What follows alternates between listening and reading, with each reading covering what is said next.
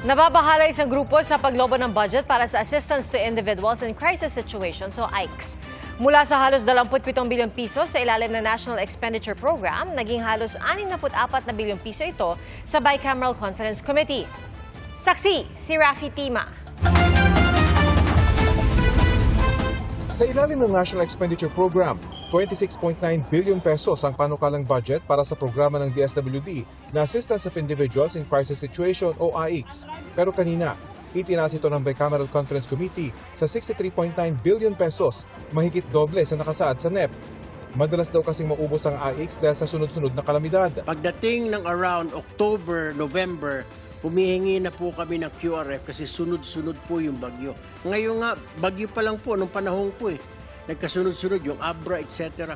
Ngayon po may earthquake po eh. So they really need a bigger budget for this, Mr. Chair. That is a very good point po, Senwin. We no longer have unprogrammed appropriations allocated for AICS. So kung halimbawa po, kulangin po tayo ng pondo sa AICS sa taong 2026, wala na po tayong paghihilaan because there's no longer any legal basis for us to be able to pull any other funds that can augment AICS. Ayon sa Grupong Bayan, nakababahala ang paglobo ng budget ng AICS. Ang desisyon raw ng BICAM ay pagpapakita na buhay ang pork barrel system sa 2026 budget.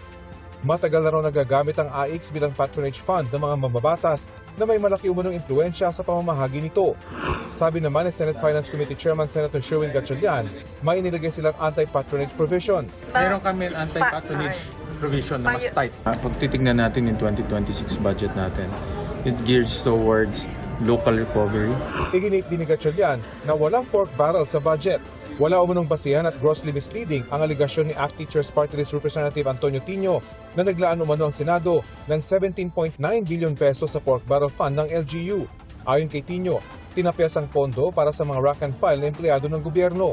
Makikita mo yon sa section ng MPBF, sa budget at saka sa allocations to local government units. Special purpose funds. Pinabulaanan din ito ni Senador Ping Lacson at sinabing inilaan ang pondo para pataasin ang subsistence allowance ng mga uniform personnel. Unang-una, yung realignment ginawa papunta sa mga subsistence allowance ng uniform personnel. Mag-aaral siya ng budget.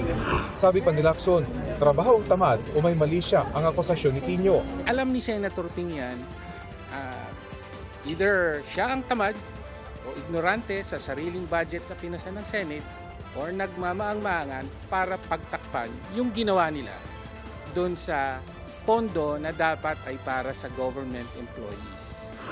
Sa pagpapatuloy ng BICAM ngayong araw, pinuna ang pagpapalit ng proyekto ng Department of Agriculture. Sumunod kasi ang kalihim ng DA para baguhin ang listahan ng mga farm-to-market roads na nauna nang naaprubahan ng BICAM. Nagkakahalaga ng 8 billion pesos ang halaga ng mga proyektong pinalitan.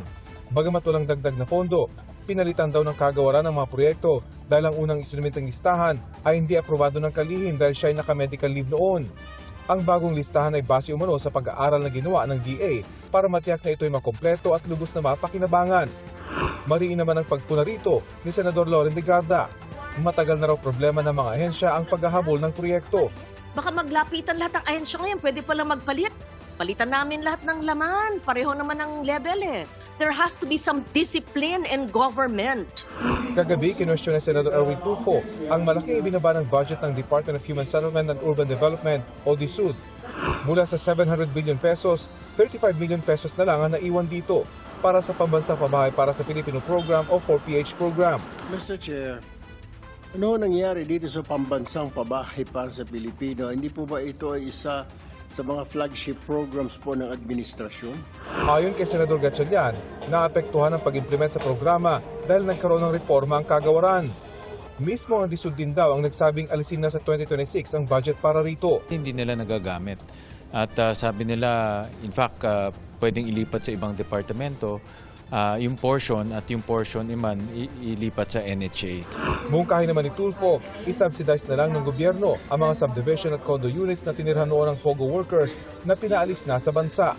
Naipasa na rin kagabi ang budget ng Department of Agrarian Reform na nagdagdag ng budget para sa pagpapatayo ng mga bagong tulay at kalsada papunta sa mga agrarian reform areas. Gayon din ang budget ng Department of the Interior and Local Government na may dagdag na 23 billion pesos.